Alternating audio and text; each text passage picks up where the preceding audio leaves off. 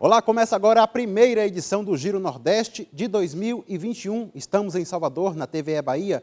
Você também pode acompanhar o programa nas emissoras parceiras em todos os estados da região Nordeste, em 2 estados do Sudeste, no Espírito Santo pela TV Educativa e em São Paulo pela TVT. E claro, por nossas redes sociais, YouTube, Facebook e Twitter. A nossa hashtag é Giro Nordeste. Sejam bem-vindas e bem-vindos.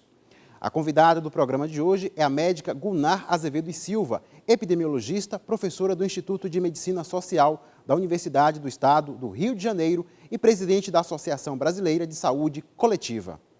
Eu sou o Juraci Santana, da TVE Bahia, e vamos participar do programa de hoje em seus respectivos estados. Aécio Mac, da Rádio Timbira, no Maranhão, Paiva Rebouças, da TV Universitária do Rio Grande do Norte, Geandra Portela, da TV Antares, no Piauí, Naná Garcês, da empresa paraibana de comunicação, Marjones Pinheiro, da TV Aperipê, em Sergipe, Leonardo Marinho, da TV Ceará e Nathalie Queiroz, da TV Pernambuco. Eu quero agradecer a todos pela participação e vamos iniciar a nossa rodada de perguntas aqui pela Bahia. A luta do mundo contra o coronavírus já dura mais de um ano e 2021 começou com um cenário de incertezas. Doutora, o que você destacaria como mais relevante de erro e acerto no enfrentamento à pandemia? Boa noite, Juraci. Queria começar agradecendo muito, a presença aqui. Boa noite a todos, que estão aqui junto com a gente. Boa noite a todas e todos que estão nos assistindo. Eu queria dizer o seguinte, é um prazer estar com vocês, mas é uma tristeza hoje a gente saber que o Brasil ultrapassa 200 mil mortes por Covid-19. São 200 mil vidas de brasileiras e brasileiros que se foram. E eu queria dizer o seguinte, com isso, nossa solidariedade a todas as famílias que perderam seus parentes, seus amigos, nossa solidariedade a esse povo que sofre e que não tem nenhum respeito e nenhuma solidariedade por parte do nosso presidente da República e nem do governo federal. É uma tristeza a gente passar por isso. O Brasil está enfrentando muita dificuldade de várias ordens, não é só dificuldade política, a gente entende a dificuldade para se manter nessa pandemia, a dificuldade de ter proteção social para garantir que as pessoas tenham sobrevivência. Mas a gente entende que a primeira coisa que temos que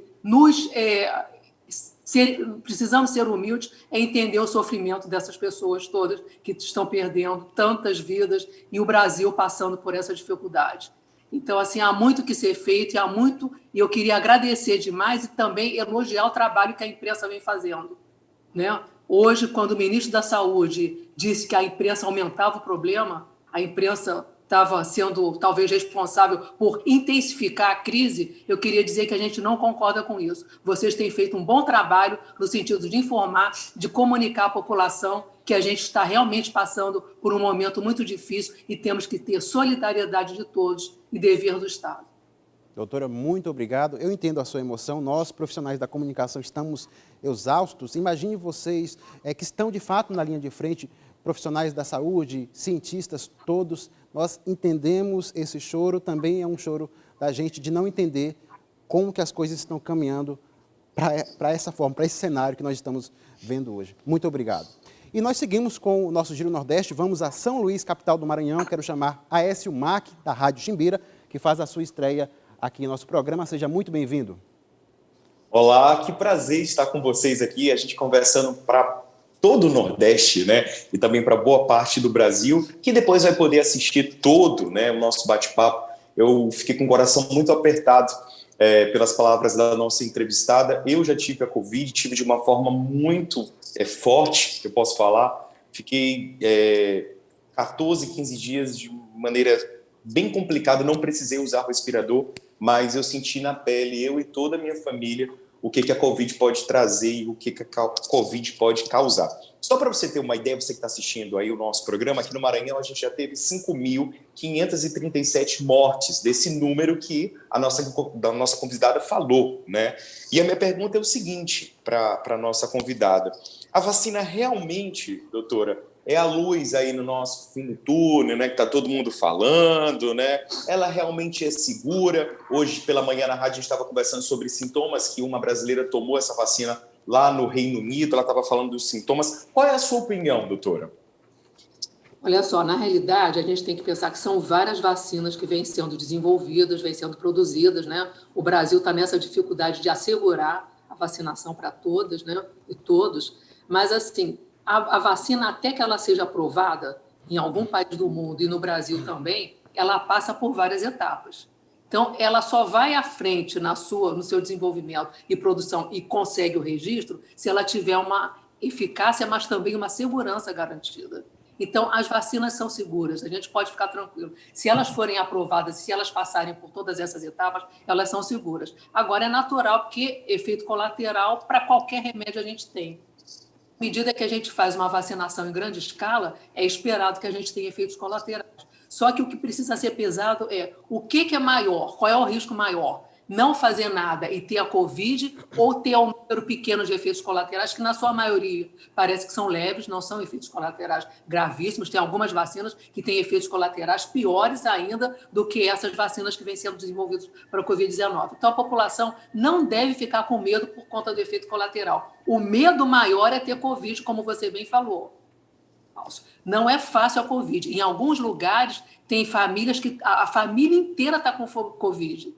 Alguns lugares, a família inteira está sendo internada. Isso é que é grave. Então, não vamos ter medo das vacinas. Vamos tentar apostar nelas e pedir para a população entender que, mesmo com a vacina, não vamos poder abrir mão de todas as outras medidas, até que a gente tenha muita tranquilidade de dizer que a epidemia está controlada.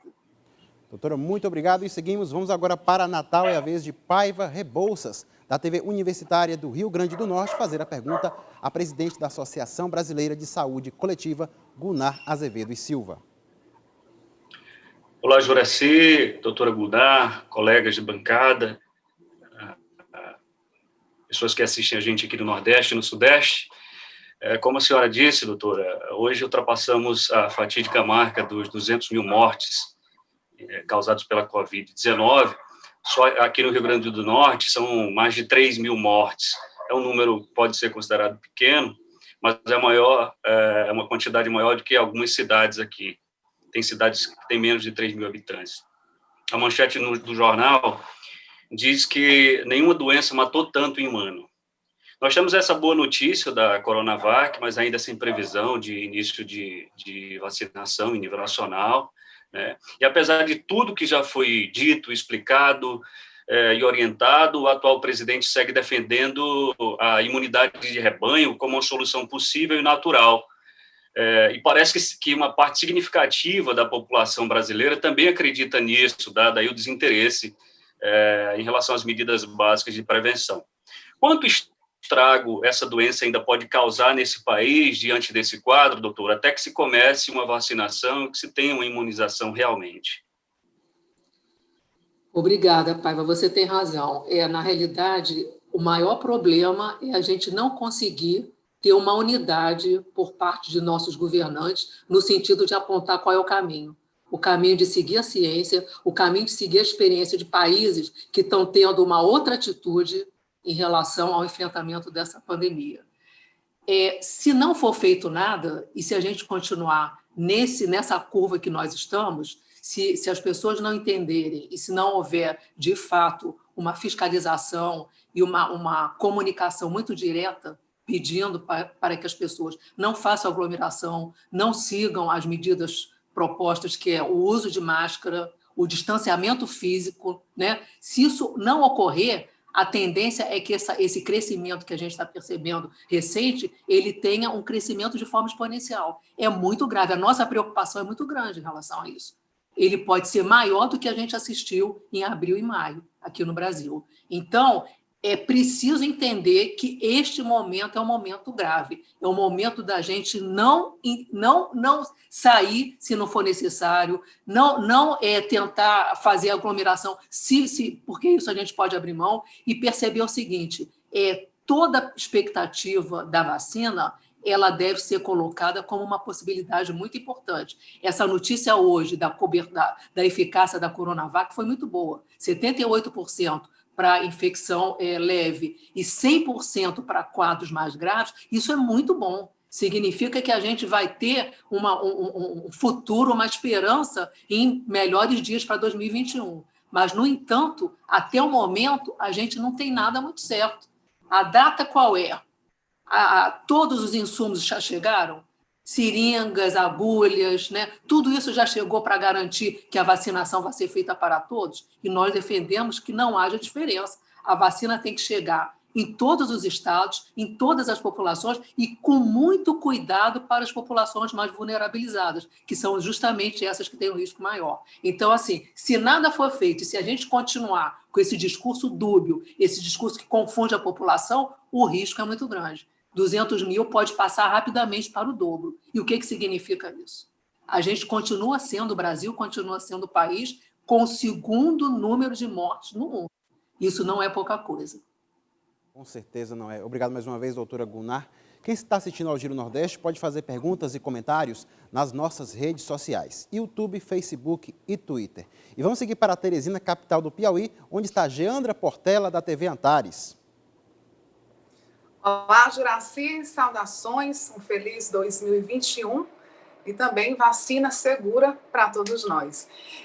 Doutora, a senhora, como presidenta da Abrasco, a senhora foi responsável pelo envio de uma carta ao STF afirmando que o plano de imunização está equivocado. O que motivou essa afirmação e o que pode ser otimizado? Obrigada, Geandra, pela sua pergunta. É bom eu poder esclarecer isso e mostrar a nossa posição.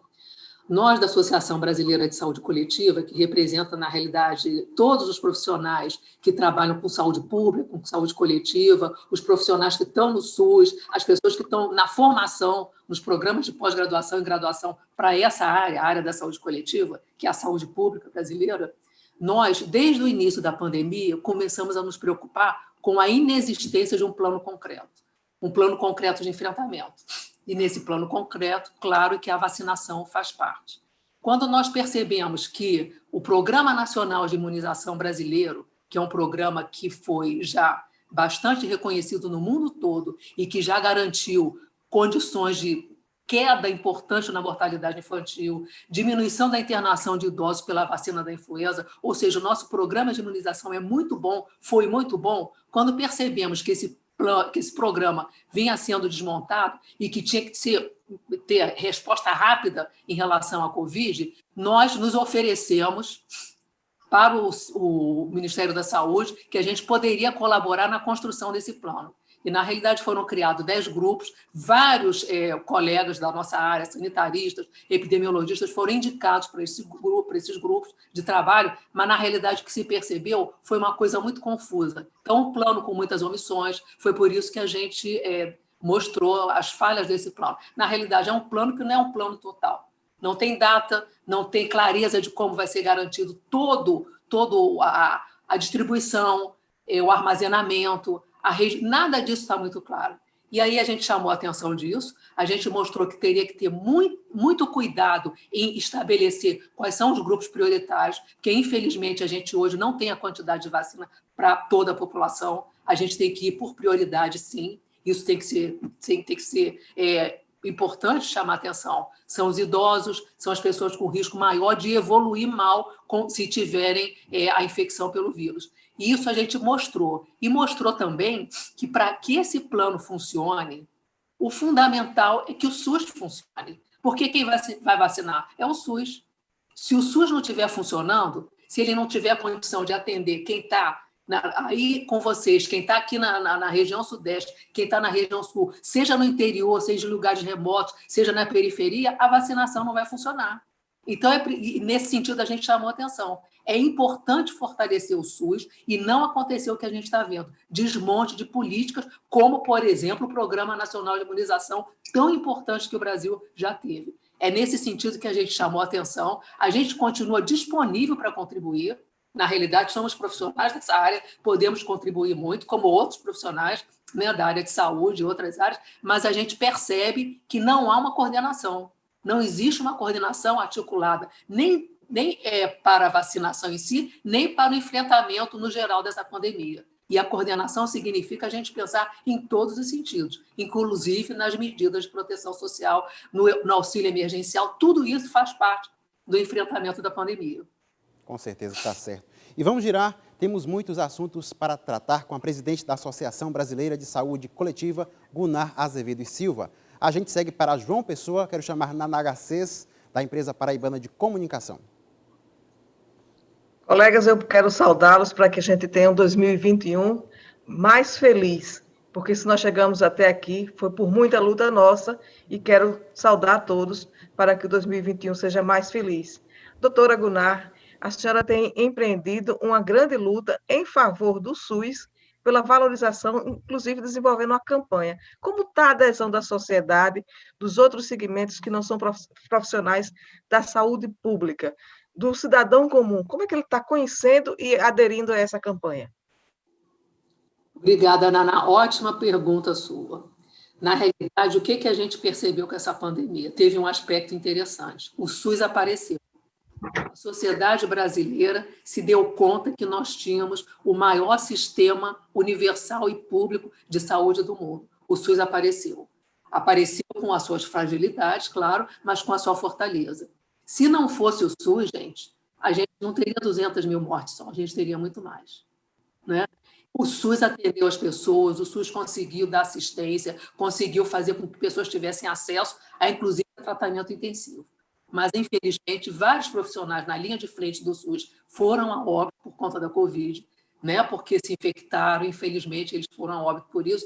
E nós percebemos o quanto que o desfinanciamento do SUS que vem ocorrendo historicamente vem atrapalhando isso. Então, equipes grandes que poderiam estar muito mais preparadas e poderiam estar postas para atender essas pessoas, equipes de saúde da família, equipes em vários lugares desprovidos do Brasil, né, que precisam realmente do SUS, essas equipes foram desmontadas e a política foi, de uma certa forma, a política que investe na atenção primária à saúde foi, de uma certa forma, muito desvalorizada. Então, o SUS apareceu. Agora, a sociedade como um todo custou a se dar conta. Eu acho que agora começam a perceber. E a gente chama a atenção de que esse movimento de fortalecimento do SUS, ele não vem só para quem unicamente só tem o SUS como atendimento. Ele é necessário para todos. Porque se é necessário, mesmo que essa situação, eu acho que ela não vai acontecer tão facilmente, mesmo que as vacinas cheguem às clínicas privadas, quem vai garantir a qualidade, quem vai vigiar é o SUS, com a sua vigilância sanitária. Se a gente hoje tem hospitais privados funcionando bem, a gente tem que entender que, para que esses hospitais funcionem, é o SUS que faz a vigilância sanitária. Inclusive, eu não sei se a sociedade sabia disso, os hospitais privados, hospitais de pessoas com mais posse, para ter um transplante de órgão, quem leva o órgão até a pessoa que vai ser transplantada é o SUS. A fila é no SUS. Então, o SUS não é só o atendimento, é muito mais. E eu acho que, aos poucos, com isso tudo, a sociedade está percebendo essa necessidade. E o SUS é muito eficiente, porque ele cobre, né, exclusivo, tem pessoas que não têm outro plano de saúde, não tem nada. É 75% da população que o SUS cobre. 25% só da nossa população tem plano privado. E mesmo sendo assim, o gasto com o setor público de saúde é menor do que o que é investido no setor privado. Então, a gente, com isso, pode dizer que o SUS é eficiente. E veja bem, nesse momento, quem vai garantir, uma vez vacinado, que a pessoa vai tomar a mesma dose? Quem vai monitorar? Quem vai mandar a carta? Quem vai chamar? É o SUS.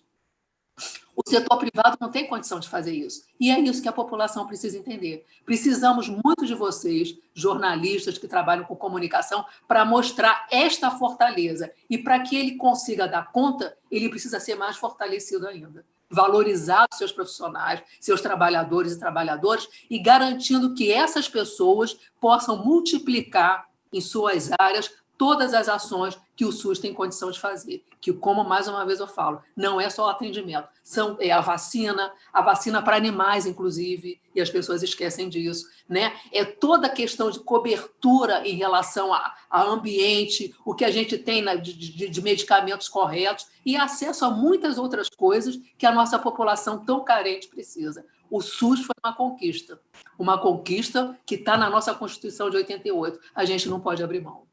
Com certeza. E da nossa parte, doutora, pode ficar tranquila, vamos continuar alertando sobre a importância para todo mundo defender o Sistema Único de Saúde. Pois bem, seguimos a rodada de perguntas a Gunnar Azevedo e Silva. Vamos a Aracaju, capital de Sergipe, para a participação de Marjones Pinheiro, da TV APRP. Olá a todos, alegria estar aqui de volta com vocês. Quero saudar os colegas de bancada, nosso público em casa, uma saudação especial à nossa convidada de hoje. Doutora Gunnar, as suas palavras foram muito precisas no começo aqui da nossa conversa, da nossa entrevista, e é evidente, é indiscutível esse desgoverno que a gente tem assistido já há algum tempo, e em especial desde o início da pandemia. Essa falta de controle, essa falta de rumo, enfim.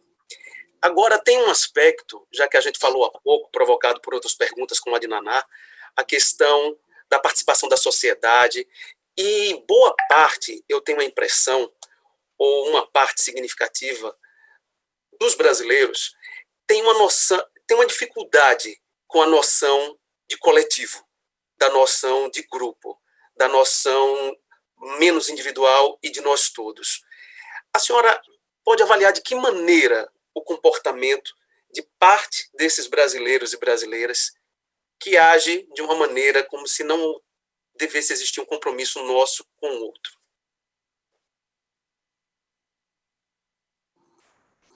Obrigada, Marjones, por você trazer essa questão. Olha, eu acho que se alguma coisa foi possível nós aprendermos com essa pandemia, é que não adianta a gente resolver o problema individualmente. Esse problema é um problema coletivo. O sentido da solidariedade, o sentido de entender o coletivo, fica muito claro quando a gente coloca uma questão muito simples. Não adianta só eu me vacinar. Se eu sozinha me vacinar e as outras pessoas em torno não tiverem se vacinado, o vírus vai continuar sendo transmitido. Então, é uma situação de muito egoísmo eu querer salvar minha pele, tendo os outros, a transmissão sendo mantida. Eu acho que a nossa sociedade ela começa a acordar para perceber que soluções individuais não vão dar conta de um problema tão grave.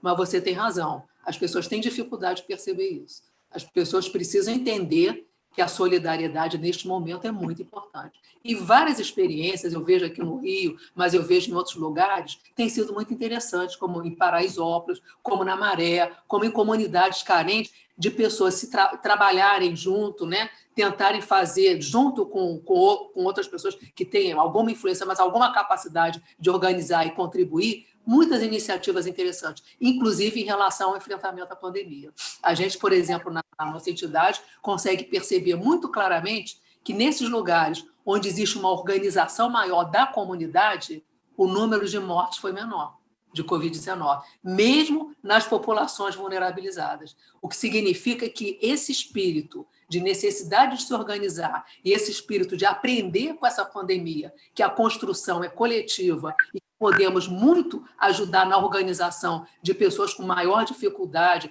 em situações mais difíceis, eu acho que é o momento para a gente mostrar para todos. Então, assim, eu sou um pouco otimista em relação a isso. A pandemia tem nos ensinado. Ela traz muito sofrimento, mas ela traz muito sentimento de construção, de organização, construção e de mostrar que cada brasileiro e cada brasileira tem um papel teve um papel no ano de 2020 e vai ter um papel importante em 2021. Obrigado mais uma vez, doutora Gunnar. Olha, a nossa hashtag para quem quiser fazer perguntas e comentários é Giro Nordeste. E vamos para Fortaleza, onde está Leonardo Marinho, da TV Ceará. Obrigado, Juraci. Doutora, eu queria que a senhora comentasse essa possibilidade que foi ventilada em alguns países e até aqui pelo governo de São Paulo sobre a administração de uma dose só para mais pessoas, né? Em vez das 2 doses completas, uma dose só para poder vacinar mais pessoas e, com isso, já eliminar aí várias possíveis internações, né? Eu queria saber a opinião da senhora.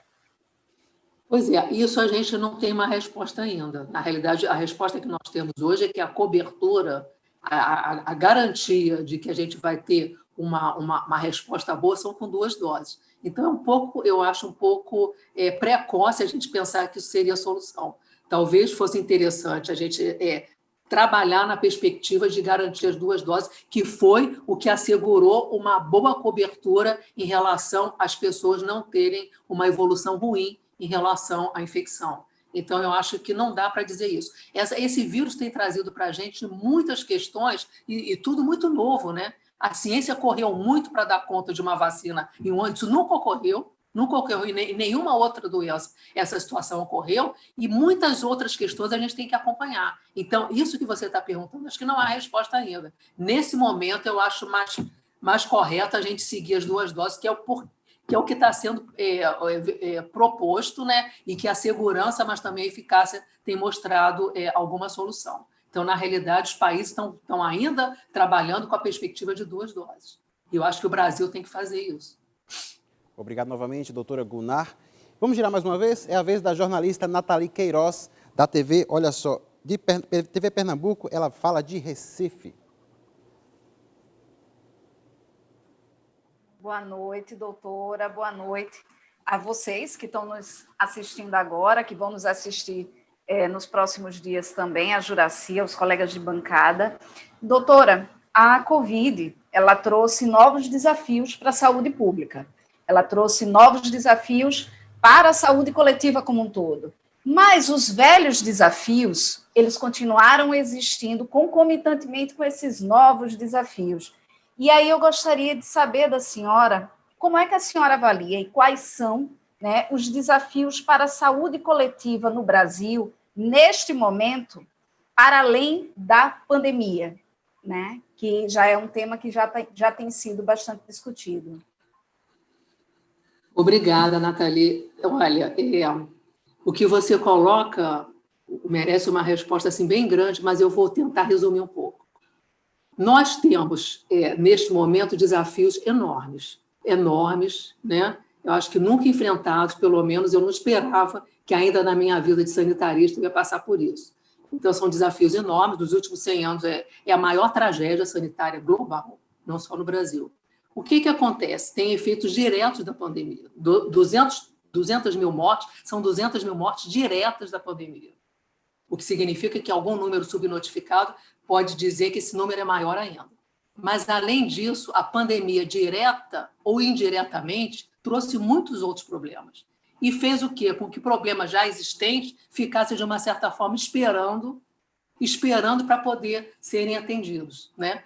A gente tem todos os problemas de várias ordens, várias pessoas com doenças crônicas, várias pessoas vivendo em condições de saúde e de vida muito precárias, e isso só aumentou. E tem um problema que eu acho que vale a pena chamar a atenção, que todo mundo está percebendo, que com essa situação, né, de confinamento, mas de incertezas e de muitas perdas, os problemas psicológicos e até de saúde mental se agravaram.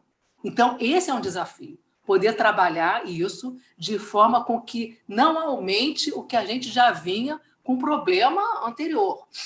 A gente vai ter que, nesse ano agora de 2021, garantir um orçamento para o SUS que dê conta de tudo que foi retesado, de tudo que foi reprimido e não foi atendido, de todas as consequências da pandemia, pessoas que já tiveram, saíram e não estão em condição de assumir uma vida ainda como tinham antes, porque estão com sequelas, e é verdade, tem várias sequelas que, inclusive, a gente não conhece. A ciência está monitorando, está acompanhando para entender o que é isso. Então, os desafios para 2021 são enormes. São enormes. A vantagem é que a gente conhece um pouquinho mais. E a vantagem também é que nós tivemos várias lições disso aí. Muitas lições mostrando o que a gente não poderia deixar de fazer. A gente não pode deixar de atender as pessoas que estão doentes, que estão precisando. E, para isso, a gente tem que se organizar. Agora, é um risco as pessoas que estão precisando de atendimento irem ao serviço de saúde para buscar atendimento e se infectarem com esse vírus horrível. Então, tudo isso tem que ser cuidado, o que exige um esforço enorme de planejamento e uma capacitação muito grande dos profissionais que estão na linha de frente. Doutora, muito obrigado mais uma vez. Olha só, esta entrevista está sendo exibida por televisões e rádios públicas. E vamos a mais uma pergunta daqui da Bahia para Gunnar Azevedo e Silva, presidente da Associação Brasileira de Saúde Coletiva. Nesta semana, deputados do Chile apresentaram um projeto de lei para tornar obrigatória a vacinação contra o coronavírus e não voluntária, como estabelecido até agora. Medidas parecidas foram ou estão sendo tomadas em outros lugares do mundo. Aqui no Brasil, o Supremo Tribunal Federal entende que o Estado pode determinar que a vacinação da população seja obrigatória. Doutora, esse é o melhor caminho a ser seguido? Pois é, Juraci, eu acho que mais importante de falar que tem que ser obrigatória ou não é a gente poder ter uma estratégia muito boa de comunicação para que a população faça adesão à vacina. É mais importante do que discutir se é obrigatório ou não. Porque, veja bem, a população brasileira sempre atendeu aos chamados para vacinação. As campanhas de vacinação brasileira, no Brasil sempre foram muito exitosas. A população responde bem quando é chamada para fazer a vacina, sempre colaborou. Então, eu acho que colocar essa questão da obrigatoriedade ou não é uma questão secundária. O mais importante é dizer o que se ganha com a vacina, a necessidade de vacinar, a necessidade de pensar na proteção para a própria pessoa, para a sua família e para a sua comunidade, mas a necessidade de entender que o problema só vai ser resolvido com possibilidade de enfrentamento geral. A adesão, eu não acredito que a população brasileira não queira ser vacinada, ou que exista, sei lá, 30%, 27% de pessoas que não querem ser vacinadas. Eu não acredito, porque eu acho que, de fato, os brasileiros e brasileiras sempre atenderam aos chamados. O que está acontecendo é que não existe uma campanha muito bem feita de comunicação, estou falando uma campanha de governo, de comunicação. Existem mensagens contraditórias e mensagens que inclusive, fazem com que a população fique perdida, e partindo até da referência maior, né, do país, né, do presidente da República, mensagens que minimizam o risco e que não estimulam a vacinação. Então, mais importante do que ser obrigatório é a gente dizer para as pessoas: venha vacinar, a vacina é segura e você precisa ser vacinado, para a gente poder sair dessa situação com mais segurança e poder ter dias melhores em 2021 ainda. Quem deveria ser referência não está longe de ser. Muito obrigado, doutora. Olha, agora é hora da participação do público do Giro Nordeste. A professora Antonella está assistindo pelo YouTube e enviou a seguinte pergunta a Gunnar Azevedo e Silva: como são decididos os casos prioritários no plano de vacinação? Ótima pergunta essa. Na realidade, a Organização Mundial de Saúde já estabeleceu algumas propostas, né, que colocam como prioridade pessoas idosas, pessoas com comorbidade, e a gente coloca o que também é importante estar ali: populações indígenas, populações que vivem em situação de muita vulnerabilidade, quilombolas e outras situações, e profissionais de saúde. Não só os profissionais diretamente da saúde, mas os profissionais que estão na linha de frente de segurança, de tudo isso. Então, assim, existe já uma classificação de pessoas que estariam nessa prioridade, nessa linha de prioridade, estariam com mais necessidade de estarem na frente dessa fila. Isso que é o critério de prioridade. Agora, como nós vamos garantir que o Brasil vai exercer isso? Como a gente vai garantir que alguém que não seja de prioridade tome o lugar de quem é de prioridade? Isso é fundamental. Quem pode garantir isso, gente? Quem pode garantir isso é o SUS. O SUS que conhece a sua comunidade, o SUS que trabalha na atenção primária, na atenção básica, que acompanha. A estratégia de saúde da família seria fundamental para poder dizer: olha, nessas famílias a gente tem tantas pessoas que precisam, de fato, serem vacinadas, porque são idosos ou porque têm problemas de saúde, e a gente tem que garantir que isso seja feito de uma forma, aí novamente a gente volta a chamar, muito cidadã e com muita solidariedade, porque temos que garantir que essas pessoas, já que a gente não tem vacina hoje para todo mundo, que essas pessoas tenham acesso logo, e seja um acesso acompanhado. Elas vão ser vacinadas, vão ser chamadas para a segunda dose e vão ser monitoradas, porque caso elas venham a ter algum efeito colateral, precisamos acompanhar e precisamos dar assistência. Obrigado, doutora Gunnar. E temos mais perguntas. Vamos chamar novamente Aécio Mac, da Rádio Timbira, no Maranhão.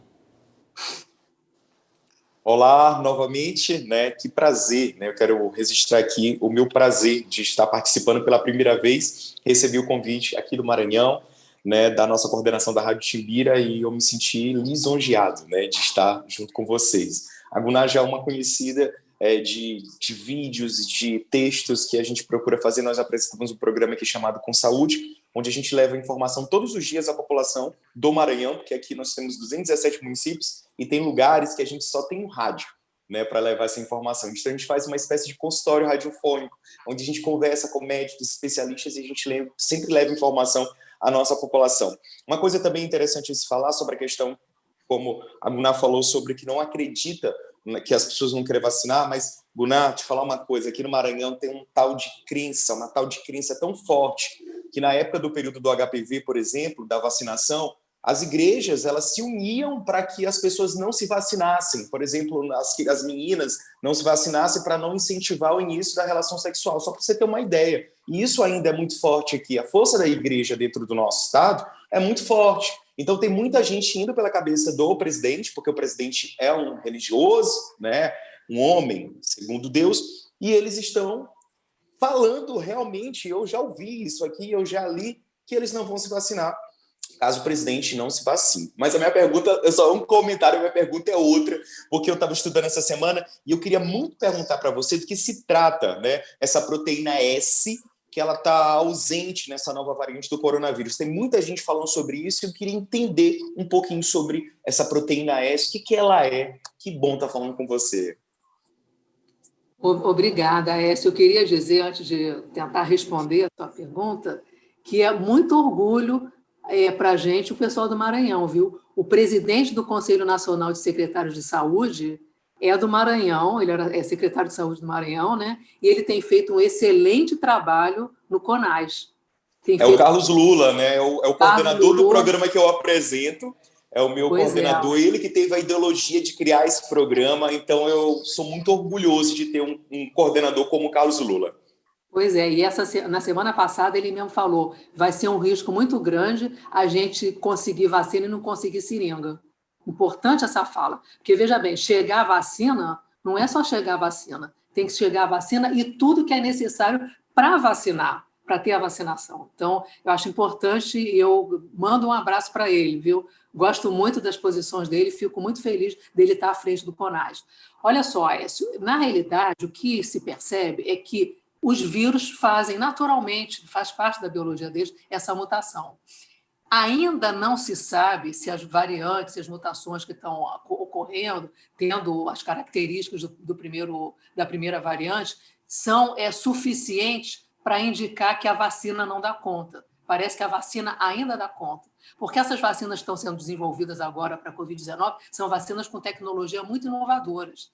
Então, e mesmo que haja essa necessidade, elas conseguem migrar rapidamente para dar conta desta tal variante. Então, eu não ficaria preocupada. E é interessante que essa pandemia, do jeito que ela é uma pandemia online, né? A gente acompanha online o número de casos, mas a gente acompanha online o que está sendo desenvolvimento da vacina, o que tem em cada uma. Então, todo mundo virou... como técnicos de futebol, né? Todo mundo é um pouco epidemiologista, é um pouco infectologista, mas o importante é entender o seguinte: de qualquer jeito, eu acho que a ciência tem condição de dar resposta. Eu não sei se tão rápido, mas tem condição de dar resposta a isso, pelo avanço científico que foi conseguido, que já vem sendo conseguido em relação à vacina. Mas o que eu queria chamar a atenção de você é a comparação desta vacina com a vacina do HPV, tá? Na realidade, eu sou epidemiologista na área de câncer, eu não sou na área de doenças transmissíveis, mas eu acompanhei muito a questão da vacinação do HPV. A vacina do HPV ela foi feita para evitar a infecção pelo HPV, que ela, persistindo nas mulheres, pode levar ao aparecimento do câncer do colo do útero depois de muito tempo, não é rapidamente. Então, é uma vacina que previne não o câncer, ela previne a infecção. Então, as meninas que estão sendo vacinadas, adolescentes, não entendem como é, e não fica claro também para as mães, para as famílias, como é você ter uma vacina hoje para prevenir uma infecção que poucas iriam desenvolver caso a infecção do HPV persistisse. porque é uma infecção também que, ao longo da vida, ela vai sendo eliminada, entendeu?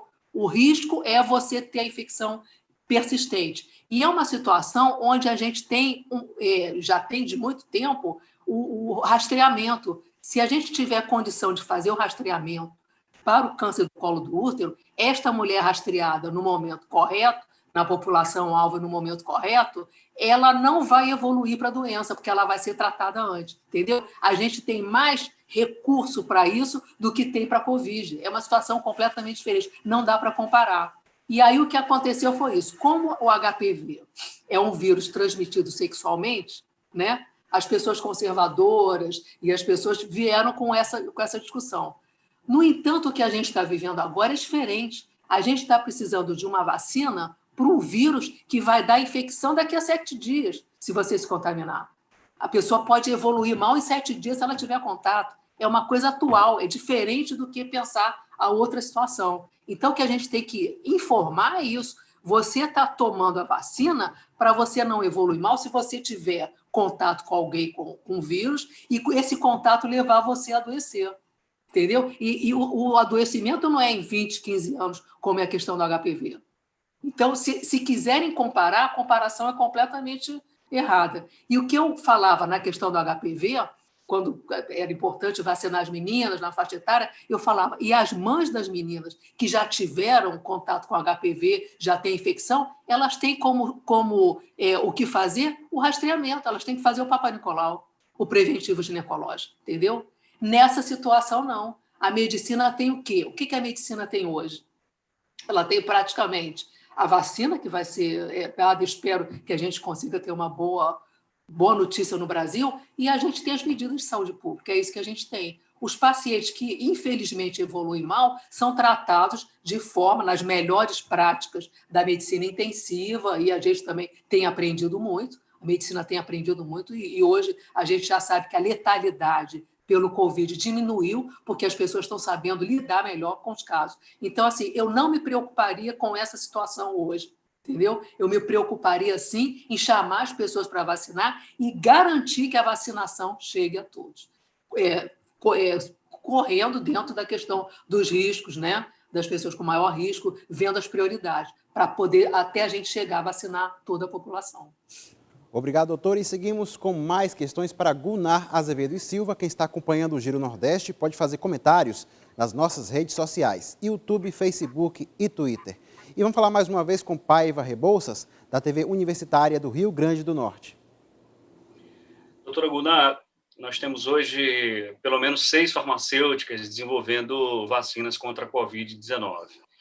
Aqui no Rio Grande do Norte, o Instituto de Medicina Tropical da UFRN estuda o uso do plasma sanguíneo no tratamento de casos graves do novo coronavírus.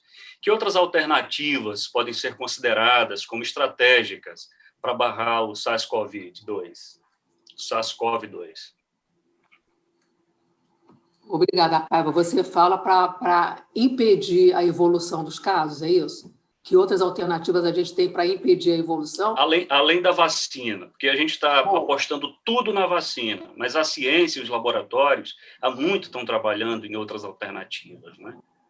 Pois é, então, pelo lado da medicina, muita coisa está sendo investigada. A gente, eu acho que, inclusive, já superou aquela fase daqueles medicamentos que já sabíamos que não iam ter eficazes, né, para o tratamento, né? Embora tenha tido muita propaganda para as pessoas usarem esses medicamentos, eles não são eficazes, vários dos que foram levantados, e tem muitos estudos, né? Vários pesquisadores tentando examinar que outros medicamentos. Essa questão do plasma parece ter uma boa resposta. Mas, na realidade, o que a gente tem hoje, de muita garantia, é que o mais efetivo para evitar a infecção são as medidas clássicas de saúde pública, que já se faziam lá na gripe espanhola há mais de 100 anos atrás. É o distanciamento físico, é o uso de máscara, é a gente lavar a mão, usar álcool gel e, sobretudo, eu chamo a atenção disso, não ter aglomeração humana. Isso é o mais importante. O que tem de efetivo é isso. O que pode barrar e diminuir a transmissão, fazer com que a nossa curva, que lá no início a gente falava, que a nossa curva seja achatada, é garantir medidas de saúde pública. Porque as outras situações, você fala o plasma é para quem já está com a infecção e pode evoluir mal. É um tratamento para os casos que vão precisar de assistência. Tá? Mas a gente hoje não tem nenhuma coisa que possa ser mais efetivo do que usar o que a OMS propõe e as medidas de saúde pública que a gente tanto fala, que não vamos poder abrir mão em 2021, mesmo com a vacina. Obrigado mais uma vez e vamos para mais uma participação de Geandra Portela, da TV Antares, no Piauí. Doutora, apesar dos avanços nos estudos, é fato do que ainda há muito o que se descobrir sobre o novo coronavírus. Mas no que diz respeito à reinfecção, o que já se sabe, o que já se pode afirmar sobre isso? Pois é, essa pergunta é difícil, viu, Geandra? Em relação à reinfecção, a gente primeiro achava que não acontecia. Se fosse, né, relatado, seria uma situação rara. Ainda é considerado uma situação rara. O problema é que, para a gente entender isso, a gente teria que ver em cada caso infectado, fazer, identificar o vírus e entender que vírus é, entendeu? Seria um processo difícil para cada situação dessa. Eu não sei se a gente consegue, mas eu acho que a ciência vai ter resposta para isso. Na realidade, é uma situação que nos coloca num problema complicado, porque se houver reinfecção, mesmo com as pessoas já tendo tido a doença, né, já tendo tido comprovadamente a doença, é complicado. Então, assim, eu acho que eu não tenho uma resposta hoje, eu não sei se a ciência tem uma resposta hoje, mas eu tenho certeza que em médio prazo, por exemplo, a gente vai poder entender. Mas isso demanda uma situação que a gente fala que também faz parte de medidas de saúde pública, é um monitoramento muito próximo, é a vigilância em saúde. A pessoa que teve, ela tem que ser monitorada, tem que ser acompanhada e tem que entender o que acontece depois. Não só ela, como todas as pessoas que elas tiveram contato. Aí a gente vai poder compreender. Uma das coisas que complica um pouco a gente entender a situação de reinfecção ou não é que os testes começaram inicialmente, muitos deles não estavam com uma qualidade comprovadamente boa, entendeu? Então, a gente não sabe se a pessoa fez o teste, era negativo, não era, se ela fez o teste e o laboratório deu como positivo e na realidade não era, entendeu? Tudo isso é bastante complicado. É um ponto que a ciência tem que entender melhor. Nesse momento, a gente tem que entender melhor. Parece, sim, que há possibilidade de reinfecção, mas não parece que seja uma coisa tão comum. A maioria dos casos, na realidade, se vacinados, devem ter uma boa resposta. Não se sabe por quanto tempo, né? Os anticorpos, a imunidade vai permanecer, mas é importante o monitoramento para a gente entender isso. Obrigado, doutora. E quero chamar mais uma vez Naná Garcês, da empresa paraibana de comunicação. Ela vai fazer mais uma pergunta à presidente da Associação Brasileira de Saúde Coletiva, Gunnar Azevedo e Silva. Doutora, a senhora estudou bastante as desigualdades como causa de adoecimento e como dificuldade também de acesso à saúde. Nesse ponto, eu gostaria de saber quando ou que efeito a pandemia está trazendo para aliviar ou reduzir as desigualdades, porque ela exibiu todas as nossas falhas na desigualdade de tratamento das pessoas. Mas nós sairemos dessa questão com menor desigualdade? Obrigada, Naná. Você tem toda a razão. A epidemia mostrou de forma muito clara como o Brasil é um país desigual, né?